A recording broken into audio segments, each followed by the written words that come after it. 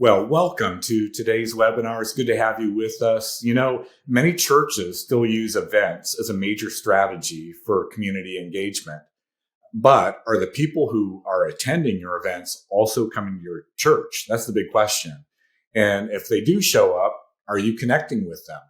Events can be an unhealthy and just waste of time and money if they aren't held to the right standards. And we recommend that rather than focusing efforts on extra events, churches should refocus on using their weekend services strategically and intentionally as a catalyst for both outreach and discipleship. And that's why we're hosting today's webinar to discuss these three topics. We're going to be talking about reaching new people through weekend services, connecting with new people through weekend services, and then how to reach and connect with new people through strategic events. And our goal for this event, we want you to walk away inspired to re-envision your weekend services and to take a fresh and honest look at the events on your calendar so that you can effectively carry out your mission to reach new people and help them to take steps towards faith.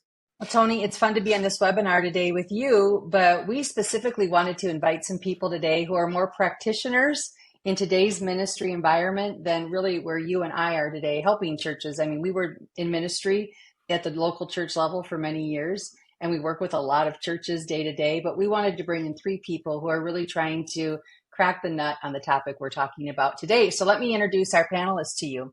The first is a fellow Unstucker, an Unstuck ministry consultant, but also the lead pastor at Victory Hill Church in Kentucky, and that's Pastor Chad Hunt. Chad, thanks for joining us today. Thanks for having me. Excited to be here with you guys. And good to get that Kentucky drawl in the mix too. You'll reach some people Tony and I can't reach. Yes, ma'am. That's right. Then we have Pastor Holly Goddard. She's the executive pastor at North Point Community Church in Atlanta. She's been doing that for 5 years, and she leads that team in Alpharetta. But Holly, could you just share a little bit about what you do as the executive pastor of North Point Community Church? Sure. Well, I oversee, we have 70 staff, and so I oversee those teams and those leaders and really work on the strategy and execution for just day-to-day kind of operations. Work with Andy, who is our lead pastor and senior pastor here, and we kind of tag team leading this campus. That's great. Well, thanks for joining us today. And then lastly, we have Paul Middleton. He is the communications director at Sun Valley Community Church in Phoenix. He's been doing that for about 4 years. And the fun thing about Paul is he started this role at Sun Valley in 2020, right before the pandemic hit. So Paul, has that made your job a lot more fun? First steps in this church? Oh, absolutely. Nothing like starting a new job and trying to figure out, one of the biggest, most impactful events of our generation. But it's been an incredible journey so far. Well, we love Sun Valley Church. They have sat on many of these webinars over the years. God's doing a great work in your community. So for those of you who are participating, just a few notes before we get started. Unfortunately, we will not be having a live Q&A in today's webinar because Tony and I are both on the road serving churches when this webinar airs. But you can submit your questions in the chat, and our Unstuck team will do their best to respond in real time. And then, as always, if you'd like to share about today's event on social media, please use hashtag UnstuckChurch. With that, Tony, let's take it away for today's webinar. Yeah, and where I want to start is on this topic of reaching new people through our weekend services. As I said earlier at the Unstuck Group, we recommend that rather than focusing efforts on extra events, churches should refocus on using their weekend services strategically and intentionally as a catalyst for both outreach and discipleship. You can do both through your weekend services. And we've chosen today's panelists to join us because their churches are doing a fantastic job at both of those. So Amy, where do you want to start? Yeah, I'd like to start actually with Chad. We've highlighted him several times on the podcast this past year because of the way that Victory Hill approaches this subject. So Chad, I'll just ask straight out, how does Victory Hill make sure every service has a clear next step, both for believers and for non-believers? Yeah, great question. And I'll tell you one thing. I love the question, how do we make sure that we have a clear next step? And the first thing that I'll say is that consistency matters in terms of the language, that the language has to be consistent for two reasons. Number one is if you're consistent, you get better at it. But also number two, the more you say the same things, then it teaches your congregation that we value that next step. It's something we value. And so when they bring their friends and we share the next step, when they bring their friends, they know, hey, this is something we value as a church. So for the believer, we have actually two. And one is always a path step. And again, language drives a lot of that. So every single week, there's a path step that we encourage believers to take. And these aren't like sequential steps, although they can be taken in that order. But although every week is a different step, they can take that step and still be engaged and connected to the life of the church. And then the second step that we offer for believers is always a next step after the message. We always leave them with, hey, this is what we want you to walk away with. It's a challenge. For the unbeliever, and this may just be some of my Baptist upbringing, my dad's a Baptist pastor. I've always said that, listen, if you're going to hold the microphone, speak the gospel. And so the next step for the non-believer is, we want them to respond to the gospel. The Bible says in Romans 10:14 that how come they hear without a preacher? And so in order for them to really have the opportunity to take that next step in engaging with the gospel, something that we really stress here is making sure, and I have a teaching team, and like this is something that has to happen or I'm not happy, and that is that whoever's holding the microphone, they have to invite the unchurched into the conversation. It just removes that insiderism. And so we want to invite the unchurched into the conversation so that at the end of the service, when we give that opportunity, that response time, which, by the way, isn't come forward to meet the scary preacher in front of hundreds of people, but we have multiple ways they can respond and take that step and engage with the gospel. So those are the two ways that we are just pretty consistent every week to make sure that believers have a step and the unbelievers have that next step as well. Chad, it's great. Your dad was a Baptist pastor. My dad was a band director. So his advice to me was just hit the right note. That was his advice to me. Holly, I know, and it's because I'm a part of North Point, I know that the church does a great job of kind of combining big events, big weekends with the weekend services themselves. So can you explain a little bit about how North Point approaches those weekends? Sure, I'd love to. Well, kind of two challenges got us there. One, Andy, when he came back to this campus, said, hey, we need to have more of a missionary mindset. People, can't just open the doors anymore and expect they're coming in. We need a missionary mindset, and we need something for them to be able to invite on a Sunday. Because Sunday, we do 50 events a year, and they're amazing, and that's where we want people to take those steps. And then the other thing, you gave us a challenge to really look at what was happening with our first-timers. So when we did those two things, we decided we need some come sit with me Sundays. That's what we call them, because we always, in our language, to Chad's point, whenever we have an event or a special Sunday coming up, we always say, hey, this is a great Sunday to invite that friend or neighbor or coworker to come and sit with you.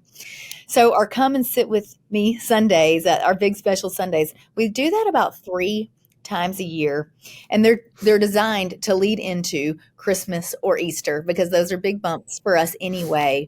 But we try to capitalize on the things that are happening in culture, the back to school, the fun Halloween weekend, something in the spring leading up to Easter, and make those a really special Sunday. Equip our insiders in our church with language and excitement around what to invite to. And they have drawn big crowds, and they know when they show up, they're going to get something a little more special than a normal Sunday. That's so good, Holly. Hey, Paul, I know that Sun Valley leverages weekend services to create these invite-friendly opportunities for reaching new people. But specifically, how does your communications team intentionally encourage that invite culture? Yeah, well, we would kind of say it this way, like the weekend services are not the most important thing. Sure, they're really important, but they are the engine where a lot of our ministry happens.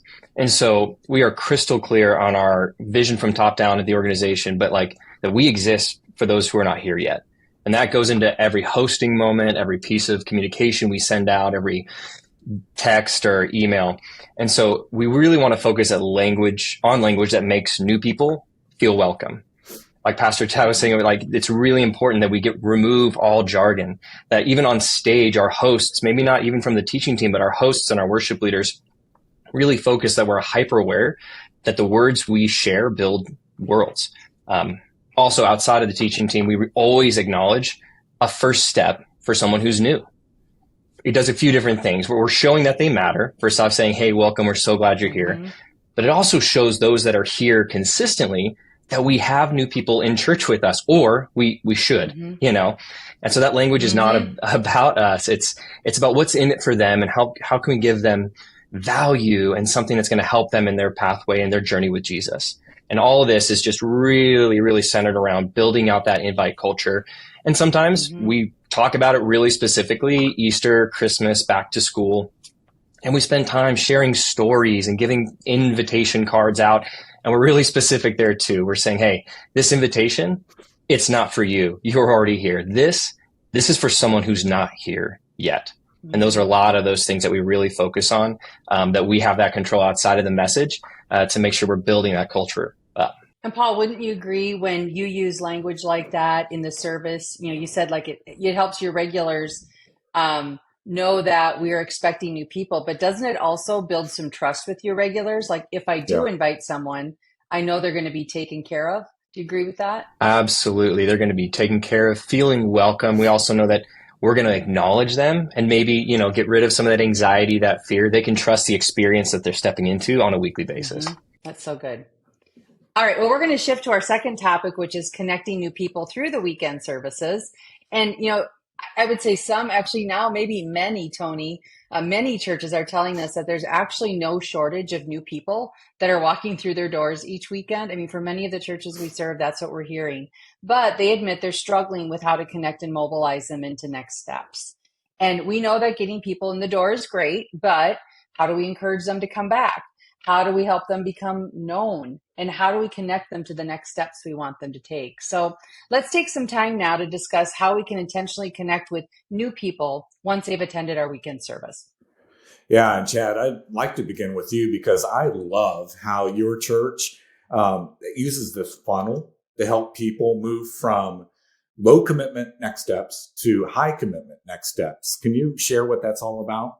Yeah, well, you and Amy both know that's my favorite conversation on the planet. And the only thing more fun than seeing it, you know, happen at my church is helping other churches implement it. And so I love this conversation because it really helps the church get on mission of Matthew 28:19 to make disciples. And when I think about the funnel, I think about, you know, and some churches would call it assimilation. I always say that the church isn't the place for people to become a disciple, but it should be a place that people can start a journey in becoming a disciple, because Jesus said, follow me, and it's all about movement. And that's really what the funnel is.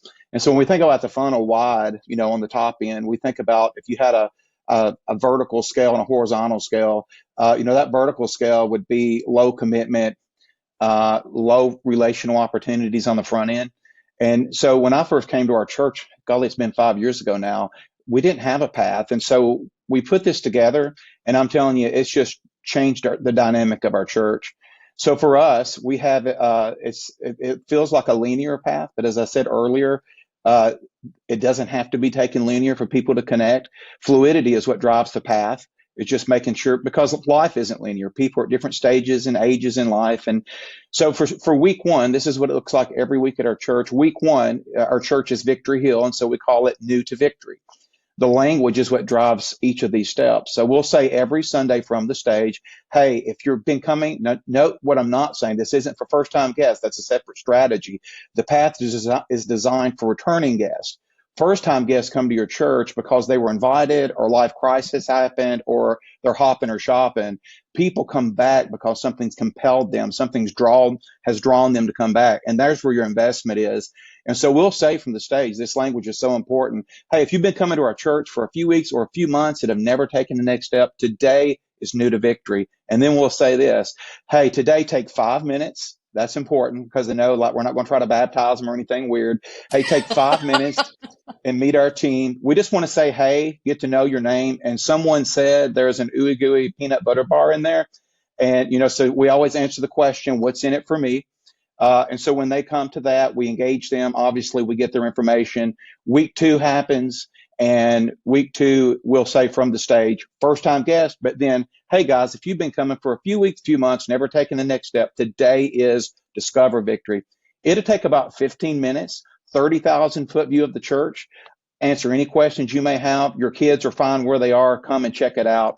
And then again, some incentive like whatever's in the room to eat. They always take care of that. Week 3, is grow. And so week 3 comes around. Hey, listen, if you've been coming for a few weeks or a few months, never taking the next step, today is grow at Victory. We want to take about 30 minutes and share with you all of the opportunities where you can get engaged and involved in our church. You can kick the tires. You don't have to buy the car. Try as many places as you like until you find the place that's right for you. And word on the street is Jesus Chicken is in the house on a Sunday. That's right, Chick-fil-A. And we have this little relationship. So Chick-fil-A is in the room for you. And then week 4 is go. And week 4, same language. Hey, today, if you've never taken the next step, we would love you to go at Victory. So today, go to our next steps room. There are going to be people in there, and we always have a specific ministry who can give you more information. But here's the best part. This is my favorite part. The last step that happens once a quarter is belong. And so we obviously use text in church to keep up with all the communication. But once a quarter, my discipleship pastor, she purges the list, and every single person who has taken a path step at our church, they're invited to belong. Now, belong is about 45 minutes, and I even do that myself. And at belong, we kind of walk them through the path. We're like, hey, how many of you remember being a guest and coming to New to Victory? And we have fun with that. But finally, we tell them, hey, there's one step that we want, one last step that never expires that we need you to take. Oh, what is it? What is it?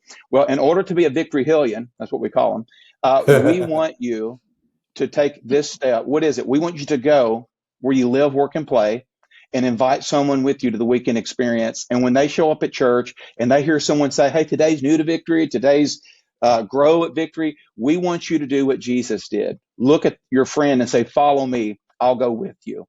And so the win is when you see our people bringing their friends and walking with them to each of these steps. And I'm telling you, it has resulted in unbelievable growth, connection, and it's just such a blessing to watch God work in the life of our church with that.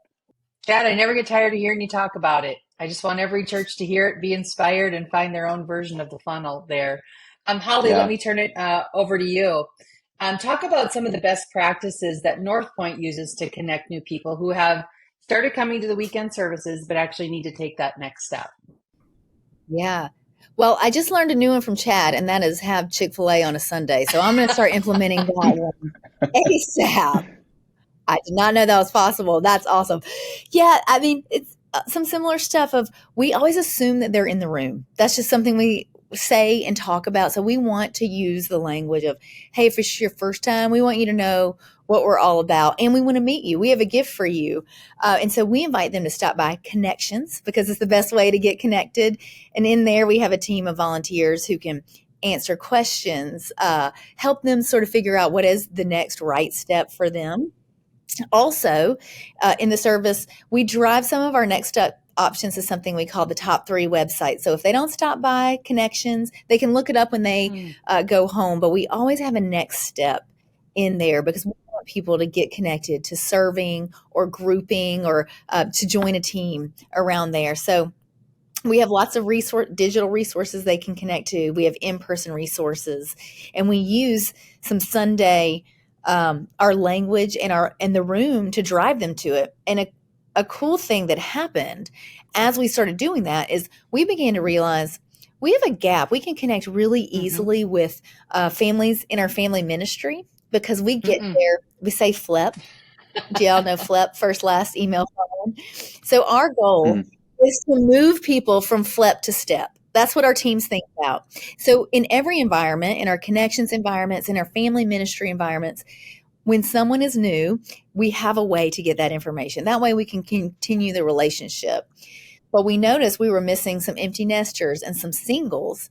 We noticed that by the amount of people coming through Connections on a Sunday morning. So we created an environment, a step for them on a Sunday morning that they could connect with people in their same season of life. So it's a work in process, but those are some of the things we're doing right now. And if I remember right, Tony, you're actually part of that Connections team, correct, at North Point? I am. It's one of my favorite things I get to do because I get to talk directly to the folks that are just showing up for the very first time, or they've been coming for several weeks and they're just trying to figure out what their next step looks like. So I love those conversations. And Holly, I love that. Assume they're in the room. That's a great mindset to have.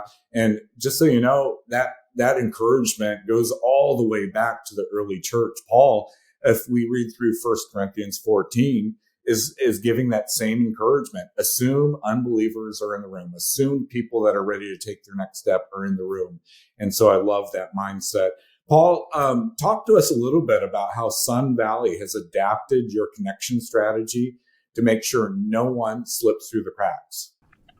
Absolutely. This is key and has been pivotal for us over here. And some data that most of you probably know, but we've read that, growing churches only retain about 21% of the new people that check out their churches each year. And it's all the way down to 9% for non-growing. And so we want to ensure that our growth strategy and connecting with people is not just like an endless water in the top of the bucket, but then there's a whole bunch of holes, that all the water is spilling out the sides. So first, biggest thing we've done is we make sure we have a rock solid, no pun intended, being on rock, have a solid system for receiving and acknowledging those that are actually telling us they're new. Like, all these are great. We got to make sure that we are getting their first, last email, phone number, all of that stuff. And we've got that set up. We've got teams and pastors across the way. They're doing a great job connecting through text and through email. But the biggest thing we've been learning in this is to not ignore the people who are actually telling us they're here, but in unconventional ways. So, terrible story, but eye-opening for us. We actually missed welcoming over 7,000 new records in 2022. This was unbelievable. Wow. Because, it was because they didn't tell us they were new through our just normal ways of thinking about new. Texting new to this number to let us know, or a new here event, or all these different systems we have for people that want to tell us they're new. But that was almost twice. That's about 50% of our total. And so what we realized is, if we're not acknowledging just that step, that'd be like somebody walking into, Dunkin' Donuts or Starbucks. It's like, oh, I'm not here for the coffee. I want something else. And we're saying, okay, so you're not a first time customer. It's like, no, you're here, you're walking in. And so we've made it, we made sure that we wanted to take a deep dive into all the ways that people are actually telling us they're new, and we didn't even know.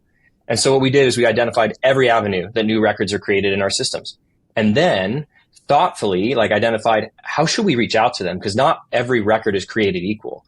Somebody who comes through our website or downloads our app and creates an account, well, we can reach out to, but it doesn't mean that they've never been to Sun Valley before. It doesn't mean that they're brand new around here. And if we assume things about people, then we actually show that we don't know them at all. And what's really important about those new records is, yeah, sure, they were followed up with, if they signed up for a group or gave, they were followed up in those pathways, but we never actually did treat them as if they were new, if they are new, if this was within the first couple months they've been attending our church. And so we wanted to make sure that everybody got connected with and had the opportunity to be welcomed here at the church, and then take a step towards connection. So if they came in from our app, it's something like, oh, hey, we're so glad that you downloaded the Sun Valley app. My name is so-and-so. I'm a pastor here. I just want to take a moment and introduce myself. How long have you been around? Are you liking the app? And we open that connection with a question so that we are looking for a response. We actually want to hear from them. We're not just sending information. And sometimes, it's a bigger step. Like, the first time we ever heard from someone might be because they gave. So we obviously want to acknowledge that and thank them for their generosity. But then also, hey, do you need any prayers? Anything I can, I just want to introduce myself and make sure you have my number in case you need something. How long have you been around here? Those kinds of ideas, and making sure that every way that we're reaching out to those records, it's relational. No bulk offer texts that you get and you swipe through and you're dropping out as junk. We're always asking, or all about asking questions and looking to keep the conversation going so we can get to know them better and better.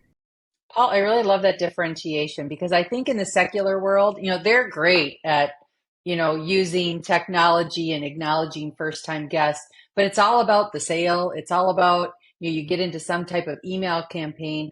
I love the emphasis that Sun Valley and you are putting on this, which is all about the whole purpose of FLEP, which is a new term for me now, is just to start to build a relational bridge. It's what we want, for you, that we can understand who you are and serve you, pray for you. So thanks for emphasizing that today. Absolutely.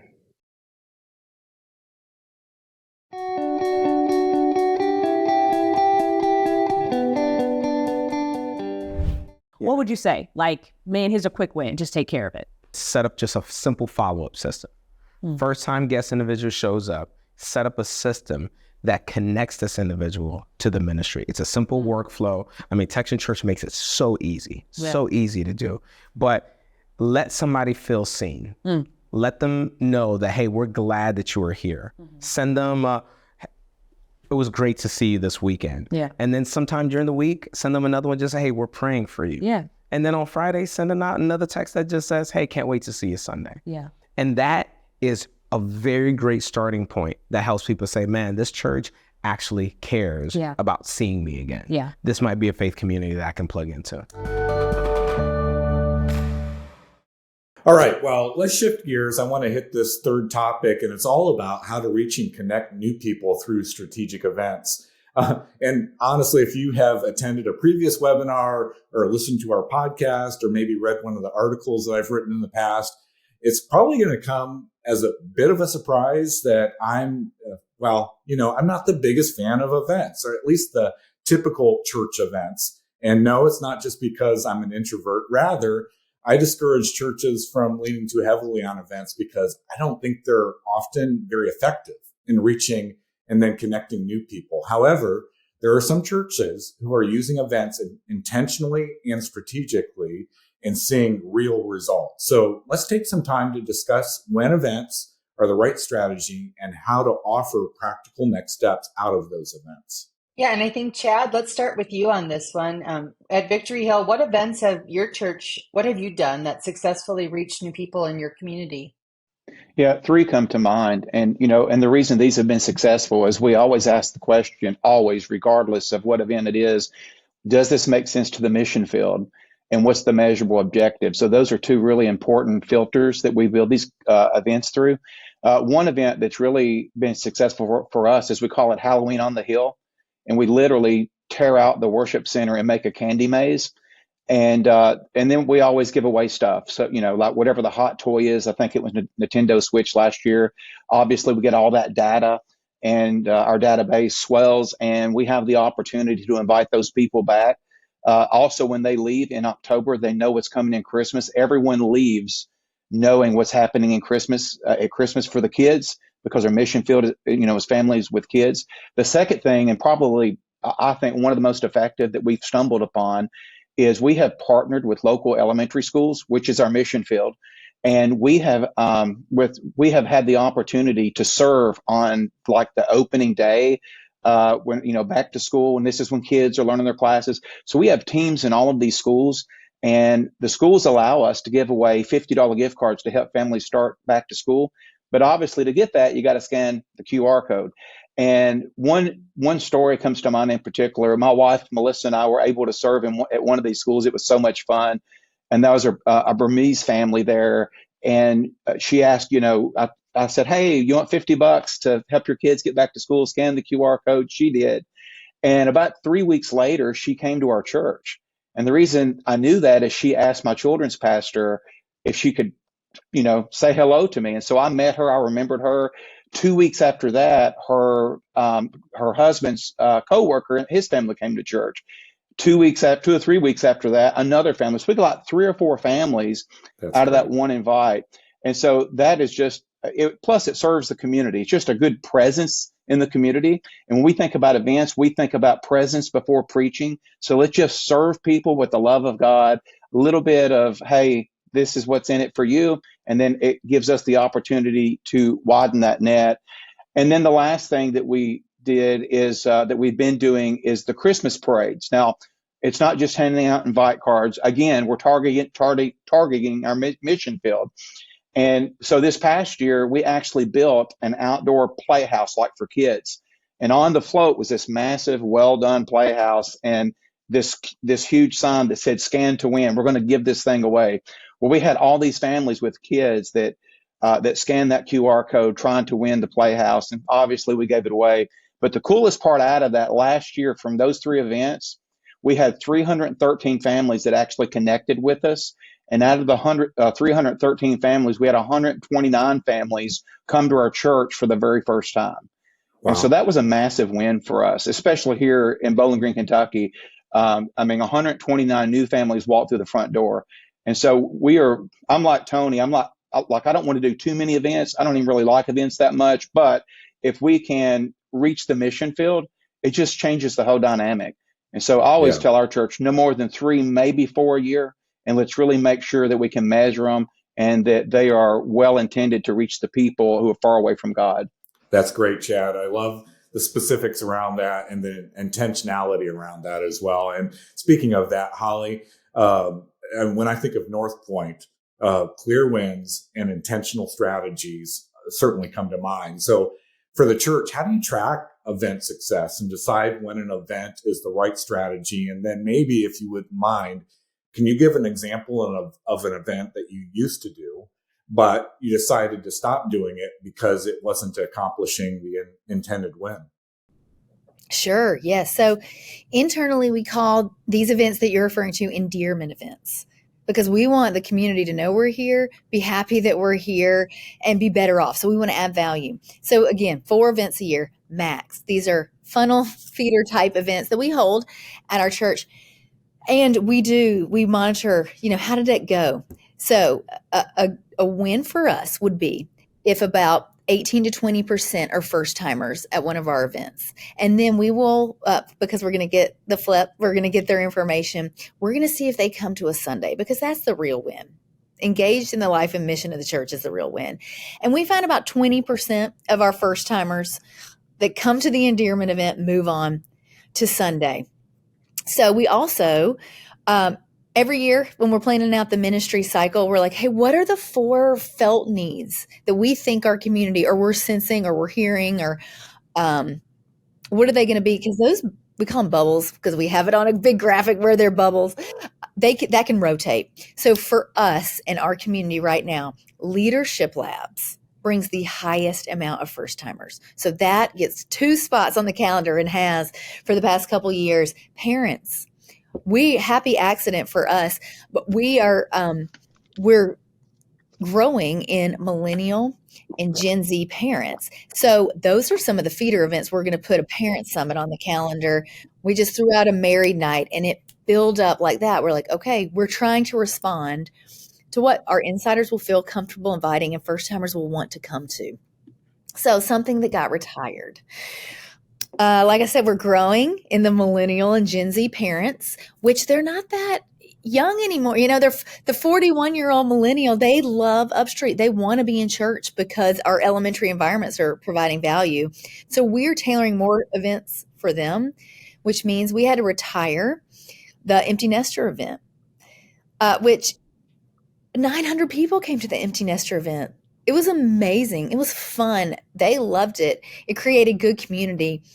The next step out of there was really low, really low. So we reserve those bubbles for the ones where the felt needs are there and people are going to take steps.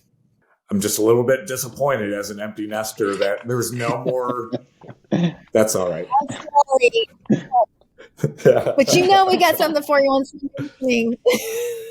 Paul, let me flip it to you to kind of finish out this category. But what communication strategies would you recommend to follow up, like post-event, that will drive people back to the weekend service? Yeah, I think like Pastor Chad said up there, get the data. It all starts with that, because if you can't receive data about who was there, then the follow-up strategy won't happen. So other than centering an event around your weekend service, some of the big things that you're wanting to do is identify some target audiences of the new records that came in. And from that, those specific strategic lead generators, whether it was a QR to scan to get families a giveaway. Well, now you actually have an ability to follow up with questions, not just information. Instead of a giant blast out of this, whether it's relevant to them or not, now you can really narrow it down. And so depending on what kind of event you had, some of the thoughts I was thinking about is hey, how was your experience? Follow up with a question. How did you hear about the event? How long have you been around your church or the area, kind of a question. Maybe, is there anything I can help you with? Or is there anything I can be praying for you for? Because sometimes we forget, but hey, we're a church. They know we're a church, and it's okay if we ask them if we can pray for them, kind of a thing. Sometimes that's just what they're waiting to hear. But after that, and I think Holly said it so well with some of those really specific felt need oriented events. Well, you can actually identify a pathway to their next step. So was it a next gen focused event? Well, is there another event like it, or a camp they can be invited to? These like low commitment next steps we're talking about. or push towards, hey, we actually have stuff on the weekends that's more centered around what they can experience. You never want to do bait and switches where they came to some random event that had nothing to do with church. And then the next thing you know, it's like, hey, come to church, come to church, come to church. That's not kind of what they're for. So you have to identify that right next path. Maybe if you actually have a parent workshop, well, do you have more? You probably do. Podcasts, articles, messages centered around those kinds of things that you could say, hey, would you mind? Do you want some more like this? We call it drip campaigns in the marketing world. It's like, would you like just a few more things that we can continue to nurture that relationship over time? They may not be ready to go on a date or even get married, obviously, but they might be willing to like keep you in their inbox. And so we know that as long as they haven't unsubscribed, they still want a relationship with us. We're not quite sure what that relationship is yet, but we want to do that. So we offer that. And then obviously some of the biggest and easiest, is there a major holiday coming around? Is Easter coming around? Is Christmas coming around? Where it's one of the easiest times to invite somebody to come to one of those events. Those are those kind of next steps for them that we're always trying to evaluate as we come out of any kind of event. That's really good, Paul.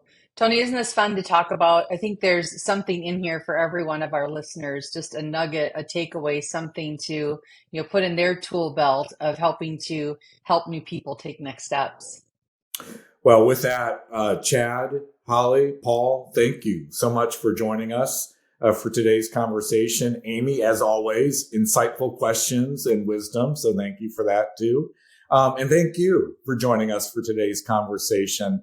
We hope this was an encouragement to you and your team to continue to consider how can we connect new people to the church and help them take another step towards Jesus and a relationship with Jesus. So thank you for joining us. Our team, we're on the ground serving churches like yours almost every day of the week. Now, these days, Amy can vouch for that.